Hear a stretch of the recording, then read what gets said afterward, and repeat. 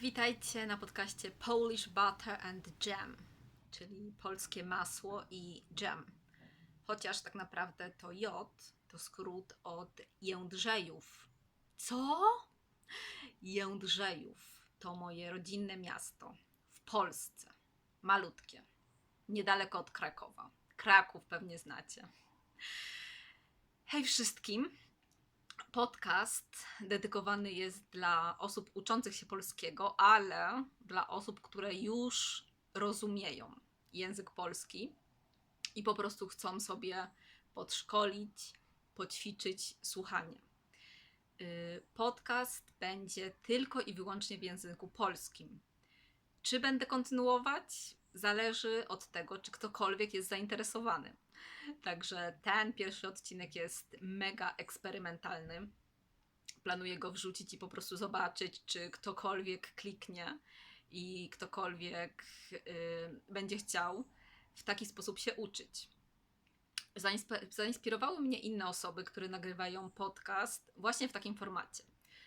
Słuchałam przez chwilę podcast po włosku, gdzie chłopak Davide mówi tylko i wyłącznie po włosku, a później również po rosyjsku, bo zaczęłam się uczyć rosyjskiego kilka miesięcy temu i dzięki temu, że polski i rosyjski nie są aż tak podobne, jak się wydaje, ale no są. Powiedzmy sobie, że są łatwiej zrozumieć rosyjski na pewno Polakom niż powiedzmy Francuzom.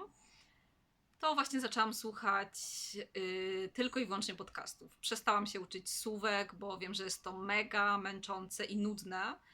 Czytanie książek gramatycznych i wypisywanie stron, słówek i potem powtarzanie w kółko tego samego. Więc zaczęłam po prostu słuchać podcastów, dużo podcastów, gdzie Rosjanie mówią tylko i wyłącznie po rosyjsku, tak jak ja teraz. Czyli po prostu mówią o czymkolwiek, o tym, że wczoraj zjedli makaron albo jutro idą do kina, lub naprawdę o jakichś ich przemyśleniach.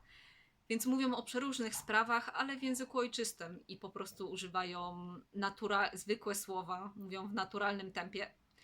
Chociaż dobra, tempo powiedzmy sobie, że jest może troszkę wolniejsze, na pewno. I ja teraz też mówię troszkę wolniej, ale nie dużo wolniej. Troszkę wolniej i troszkę wyraźniej, niż bym mówiła zazwyczaj. I tak w ogóle sorry, że to wideo się tak trzęsie, ale trzymam telefon w ręce, bo nie mam jeszcze żadnego trzymadełka. Bo tak jak wspomniałam, jest to po prostu wideo eksperymentalne, żeby zobaczyć, czy w ogóle ktokolwiek jest zainteresowany. Jeśli tak, jeśli będzie jakiś odzew, to obiecuję, że zaopatrzę się w uchwyt do telefonu i już nie będzie tak nic dygotać. Więc jeśli ktokolwiek to zobaczy i jest zainteresowany uczeniem się w taki sposób, to dajcie znać. Bardzo Was proszę i dajcie znać też, jeśli chcielibyście o czymś posłuchać konkretnie, albo macie jakiekolwiek pytania odnośnie polskiego. I nie tylko. Pytajcie o cokolwiek. Jaka dzisiaj pogoda. Nie wiem. Oczywiście będę przygotowywała napisy po angielsku i po polsku, bo bez napisów mogłoby być za trudno. I na pewno jest też po prostu wygodniej, jeśli sobie można włączyć napisy. No i chyba to na tyle na pierwszy raz. Zobaczymy, czy znajdzie się jakakolwiek publiczność dla tego typu nauki. Na koniec powiem w kilku zdaniach tylko o sobie. Jestem z miasta Jędrzejów, jak już wspomniałam. Jest to miasto jakieś 80 km od Krakowa. Mieszkałam tam, malutkie miasto, 15 000 ludzi, cini mini. Mieszkałam tam przez pierwsze 18 lat życia. Później 6 lat studiowałam w Krakowie. Studiowałam najpierw włoski, później angielski, z roczną przerwą na podróże.